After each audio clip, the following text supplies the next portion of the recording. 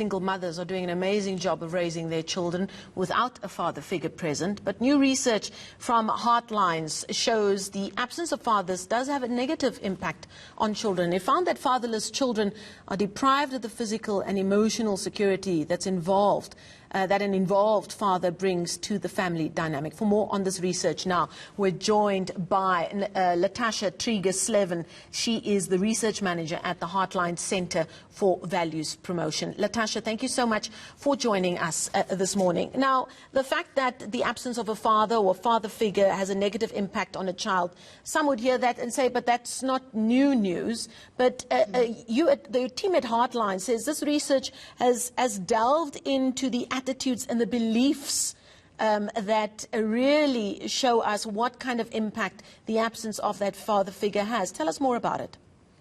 So at Heartlines, we've engaged in a formative research process to really understand how people on the ground in the communities are interpreting what it means to be a father and their experiences of fatherhood. And what this research actually does is it captures their experiences, and it really sheds light on the realities that they're experiencing in relationship to being fathers and their experiences of having a father. And we found some really interesting findings, particularly that most children in South Africa do not grow up in the nuclear family. It's just not a reality for most. And they grow up in single-headed households, mainly with their mothers. We know that in 2017, more than 62% of birth certificates did not list the father's name. But this really has had a negative impact on a lot of children's lives, and it's a huge risk factor for long-term emotional, social, academic achievements down the line. But the really interesting stuff that we found coming out of this research, that there was a huge correlation to how what made someone a father, and it was linked to definitions of masculinity and also to the ability of being able to provide. So for fathers that were able to provide materialistically or financially, they were seen as good fathers. It didn't matter if they were abusive. It didn't matter anything else. The bottom line was that they could provide, and that made them a good father. And that was tied really to definitions of masculinity in this country, where the mother is seen as the caregiver and the father is seen as a provider. And that's really, the crux of what we saw throughout the research.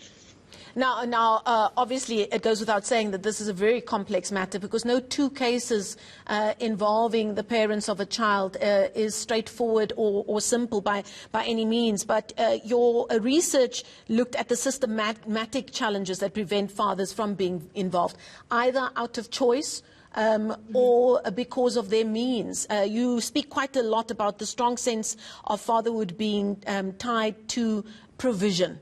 And that, of course, is very much linked to the state of our economy. And we've just been speaking this morning about how unemployment has skyrocketed as a result of the coronavirus pandemic as well.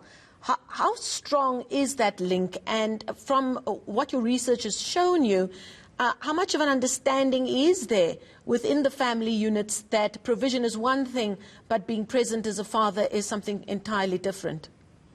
And really that, I mean, that's exactly what it is that there's such high unemployment in South Africa, and having fatherhood being tied to provision is so problematic. So we heard stories from men who said, I didn't have the means to provide financially, so I stayed away because I was embarrassed to admit that I couldn't provide. I was ashamed. I didn't want my children to look at me, or my family or the community to look at me in a bad way, so I stayed away.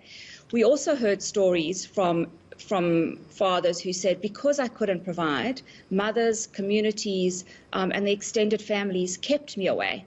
So provision, they almost felt like fatherhood was transactional, almost like an ATM machine. When you got money out and you could hand it over to the mother for school uniforms or food or for whatever it was that was needed, you had access to your children. When you couldn't do that, then your access was denied. And it's really, for most of these men, employment is few and far between. The prospects of employment are limited, and so they stay away, or they're prevented from fathering by communities, by mothers, and by themselves. And now that, of course, also speaks to the types of fathers that your research identifies in putting out their findings. Present father, absent present father, and the absent father. Talk to us about those. So actually, the present father is someone who is emotionally present, lives in the home, and is really there for the child. The present father also might be someone who doesn't necessarily live in the home itself, but is very much active and engaged in participates in the child's life. A father who is absent altogether is nowhere. He doesn't live in the home. He's unemotionally involved. In some cases, children spoke about that they knew who their father was. He lived somewhere. They knew exactly where he lived, but they had no interaction with him. Or they didn't know who he was. They didn't know who he was or where, anything about him. And then we have the present absent father who lived in the home but is really unemotionally attached, whether it's doesn't engage financially or emotionally, or doesn't, is really uninvolved in the day-to-day activities and participation of the child. So we found that, in our research, it's not the amount of time and where you live that makes an impact on a child. It's really the active, positive presence in the child's life. So we're moving towards looking at, developing interventions and resources that help men be actively positive and present in their child's life, irrespective of where they live. We know that most men in South Africa don't reside in the same house as their children. We know that the nuclear family is not the norm, and we know that unemployment is a huge reality. But there are other ways for men to be present and positively impacting on a child's life. Our research participants really spoke about the small things that they wanted. They just wanted 5 minutes. They wanted a father who picked up the phone or asked how their day was or went for a walk in the park. They really understood that on a deeper level, there was more than provision that made someone a father.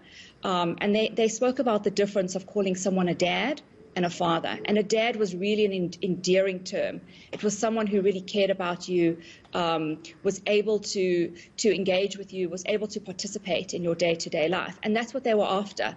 And it was really it was a limited reality for so many of our research participants.